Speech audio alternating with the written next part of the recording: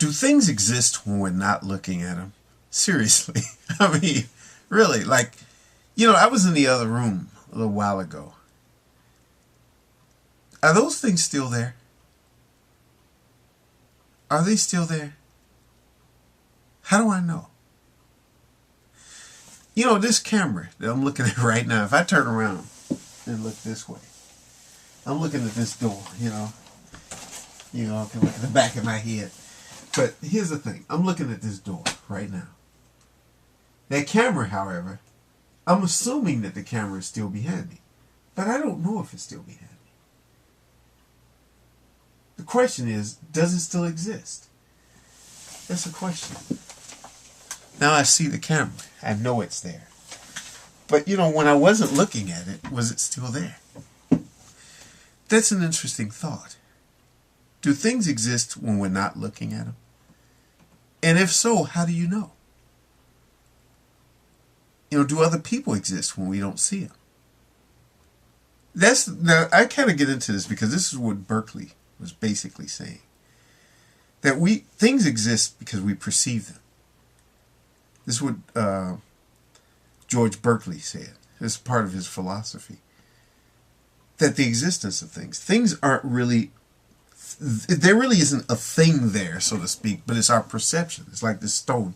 I'm perceiving that stone as being there. But there's really nothing beyond me perceiving it.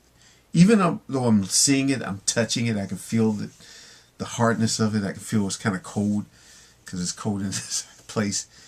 I can feel all that stuff about this stone. But, that's all that it is. It's just my perception. That's an interesting thought. He said this statement, to be is to be perceived.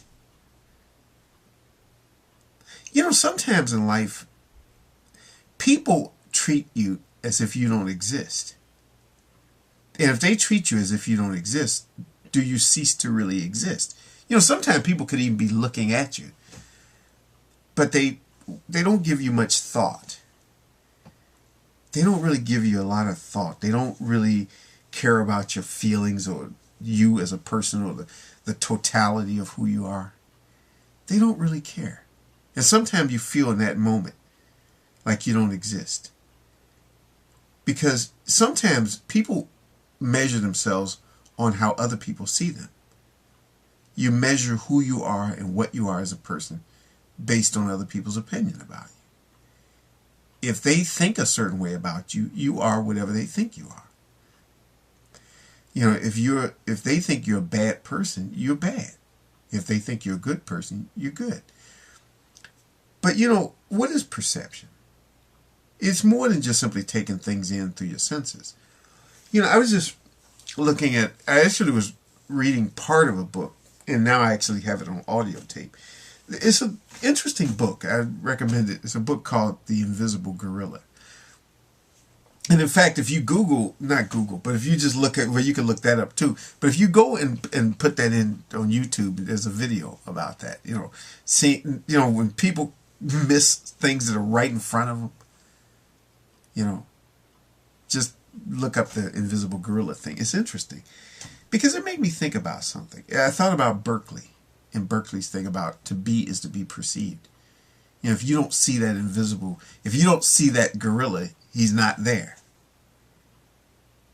It's not that he isn't really there. It's just that you don't see him. You don't perceive him because you're focusing on something else.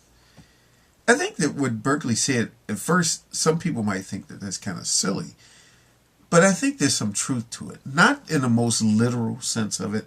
Obviously, I think that being is more than just simply whether you're there, whether people perceive you or not. But I think that I can understand Berkeley's point. I can understand why he came up with that ideal. Because it seems to be true. If you give it a lot of thought.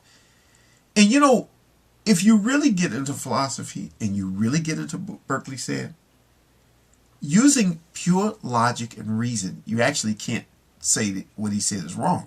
You just kind of know it isn't right. But logically, you can't really argue him down. Seriously. Give it a try. Give it a try. and see if you can.